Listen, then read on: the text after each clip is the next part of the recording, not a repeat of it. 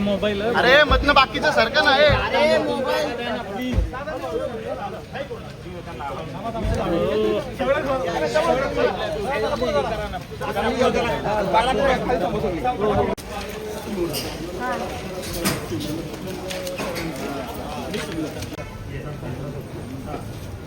पुढे चला. आता तुम्ही पुढे चला, आम्हाला मीडियावाले. Okay okay.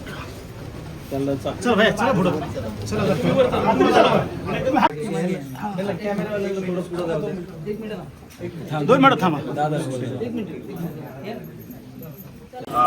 खरं तर पूर्ण महाराष्ट्र या घटनेवर आणि एकंदरीत जर बघितलं तर 5 आरोपी अटक आहेत, परंतु एक जो आरोपी एकंदरीत या सगळ्या घटनेकडे कसं बघताय आणि काय नेमकं आता भावना जाणून आणि सगळ्यात अगोदर तर त्या घटनेचाच आपण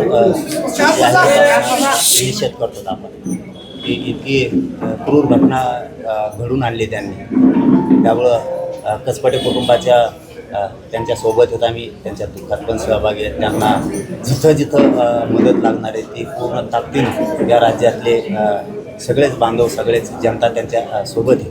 परंतु काय आहे बरं का, हे मॅटरमध्ये स्पष्ट दिसून येतं आहे की 5 आरोपी आहेत आणि आणखीन 2 का काय फरार आहे. आणखी 1-2 आणखीन फरार आहेत. म्हणजे हे तर एकतर सामूहिक कट आहे की 100% हा सामूहिक कट रचून ही हत्या आहे, ही आत्महत्या नाही आहे असं कुटुंबाचं पण म्हणणं आहे.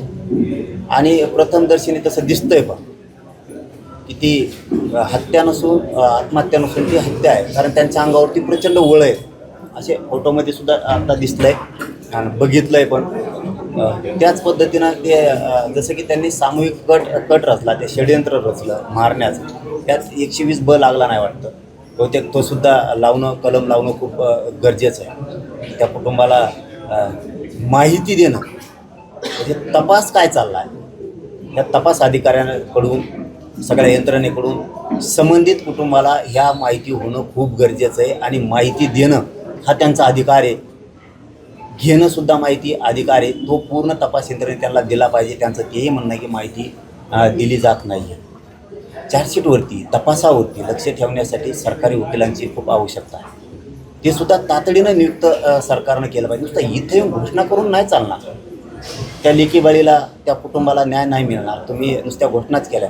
आता मोका लावतो म्हणलायत, त्याची प्रोसिजर सुरू आहे का याचं उत्तर कुटुंबाला कोणी दिलं आहे का सरकारच्या वतीनं आत्तापर्यंत की हो आम्ही मोका लावतो बोललो तर आम्ही त्याची प्रोसिजर सुरू केली?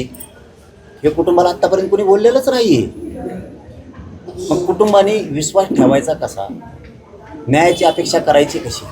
पुन्हा कुटुंबाला असं तर बघावं लागणार नाही ना की सत्ता आहे आणि सत्तेतलेच आरोपी आहेत म्हणून हे सुद्धा प्रकरण दबलं, असं कुटुंबाला वाटायला नको. म्हणून या जिल्ह्यातल्या पालकमंत्र्यांनी, या राज्याच्या मुख्यमंत्र्यांनी आणि तपास यंत्रणेने कुटुंबाला सगळी माहिती देणं आवश्यक आहे आणि ती दिली गेली पाहिजे. हा तपास जसाच आता SIT करते अशी माहिती मिळाली मला, आता माहिती नाही, तसं CIDनं पण तपास केला पाहिजे.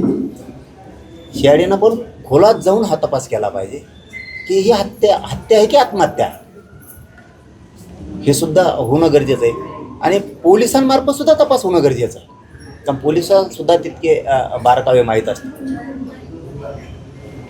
ही चर्चा आम्ही कुटुंबाशी केली आणि सरकारला सुद्धा ही मागणी करतो की तातडीनं जे कुटुंबाचं म्हणणं आहे ते पुन्हा एकदा ऐकून घ्या आणि त्यांच्या म्हणण्याप्रमाणे तपास करून योग्य न्याय या कुटुंबाला मिळाला पाहिजे आणि ते फासावरती गेले पाहिजे, ही कुटुंबासोबत समस्त समाजाची इच्छा आहे. पण दादा, केवळ वैष्णवी हगवणेच नाही तर अशा अनेक कौटुंबिक हिंसाचाराच्या बळी ठरत आहेत. राज्यामध्ये स्त्री अत्याचाराच्या प्रमाणातही वाढ होत आहे आणि कुठेतरी या सगळ्यावर रोखायला, हे सगळे प्रकार रोखायला गृह विभाग कमी पडतोय का, पथक कमी पडतोय का, कसं बघताय एकंदरीत राज्यातल्या एक घटना बघताय? आता गृह विभाग कमी पडतोय की नाही पडत या तपासून लक्षात येईल. या कुटुंबाला जर न्याय नाही मिळाला, तपास जर आरोपीच्या बाजूने झाला आणि या कुटुंबाच्या जर अपेक्षा भंग झाल्या तर पुन्हा राज्यात उठाव होणार आहे.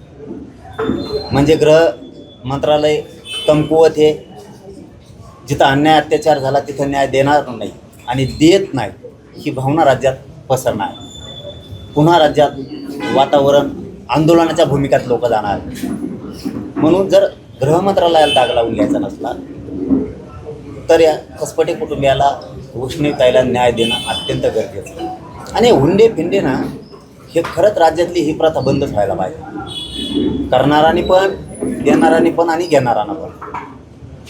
कारण हे खूप संस्कार जे म्हणतो ना, संस्कृती जे म्हणतो ना, ती खूप वाईट दिशेनं चालली. त्याच्यामध्ये न्याय मिळत नाही. वैष्णवीला काय न्याय देणार? महिला आयोगानं तर ज्या ज्या राज्यातल्या महिलाची तक्रार येईल त्याच्यावरती कठोर कारवाई करण्याचे पावलंच उचललं पाहिजे. कारण आयोगच यासाठी नेमलेला आहे की कुठं जर आपलं कोणी ऐकून घेणार नसतं, आपण मंत्र्यांपर्यंत जाणार नसतो, आपण आमदारांपर्यंत जाणार नसलो, आपण प्रशासनाच्या एखाद्या अधिकारी स्तरावरती जाऊ शकणार नसलो, तर आपल्याला एक हक्काचं न्यायाचं मंदिर म्हणून महिलांसाठी महिला आयोग दिला. आणि त्या मंदिरातच जर महिलांवरती अन्याय होणार असले तर तो महिला आयोग बरखास्त केलेला बरा. इथून पुढच्या काळात तरी महिला आयोगात कुठलीही तक्रार आली तर तिच्याकडं माय माऊली म्हणून बघून ताबडतोब कारवाई व्हायला पाहिजे महिला आयोगाकडून. पुढच्या काळात तरी महिला आयोग सुधारला पाहिजे अशा सूचना मुख्यमंत्री कार्यालयाकडून सुद्धा सुटल्या पाहिजे. महिला आयोगावरच राजकीय व्यक्ती जे आहे ते अध्यक्ष म्हणून बसलेली नाही, आता ती प्रक्रिया दादा, ते केव्हा बंद नाही होणार. समजा तो प्रश्नच नाही आहे, ते त्यांचं आलं की ज्यांचं दुकानवर बसतं त्यांचंच खाली दुकान बसतं. ते आता ती प्रथाच आहे. परंतु अपेक्षा आम्हाला एवढीच आहे, तुम्ही जरी तुमची सत्ता आली म्हणून तुमचा माणूस बसवला हरकत नाही, पण असं नाव का मग त्या पदावर बसलेल्या माणसानं, मग तो कोणी पण असू दे, त्यांच्याकडं महिलेची तक्रार येणं, ॲक्शन घेणं. एका बाजूला सरकार आणि एका बाजूला महिला आयोग लोकांना वाटला पाहिजे की आधाराचं स्थान महिलांचं कोणतं असेल तर महिला आहे. इथून पुढच्या काळात तरी त्यांनी ॲक्शन म्हणजे ॲक्शनच घेऊन महिलांना न्याय दिला पाहिजे. नसता त्यांच्या विरोधातही सुरू होणार. मग शेतकऱ्यांचं झालंय, अनेक योजना बंद झाल्या, त्यांना त्यांची नुकसान भरपाई मिळते का माहिती नाही. बारामतीत तर बंधारा फुटला, मुंबई सगळी तुंबली. आणि ही सगळी परिस्थिती बघता शेतकऱ्याला आता कोणी वाली आहे का, प्रश्न विचारला जातो. मोठी भयानक परिस्थिती निर्माण होईल अशी शक्यता आहे. तुम्ही आढावा घेतलाय का? काय मागणी शासनाकडे करणार, काय शासनाकडनं अपेक्षा आहे? नाही, याच्यावरती उद्या सकाळी बोलल मी. आज नको, मी आज ताईंच्या कुटुंबियाला भेटायला आलो आहे. आज आमच्या पुढं प्रथम एकच गोष्ट आणि एकच उद्देश आहे, ताईला न्याय दिवस तर मागं हटायचं नाही. आणि त्याच्यावरती आम्ही ठाम आहेत. फक्त पुन्हा एकदा आपल्या माध्यमातून सांगतो सरकारला, कुटुंबाचं जे म्हणणं आहे त्याच्यावरती बारकाईनं लक्ष ठेवा. त्यांचं म्हणणं आहे तपास कुठपर्यंत आला आहे, तपासात आत्तापर्यंत आरोपीपर्यंत कोण पोहोचलं की नाही पोहोचलं, ही सगळी माहिती कुटुंबाचा अधिकारी तो तपास अधिकाऱ्यांनी त्यांना दिली पाहिजे. त्यांना जो वकील पाहिजे तो नियुक्त तातडीनं केला पाहिजे. तुम्ही मोका लावतो म्हणला त्याची प्रोसिजर लगेच सुरू झाली पाहिजे. आता जर SIT बसली तर CIDला सुद्धा तपास करू द्या आणि पोलिसांना सुद्धा करू द्या.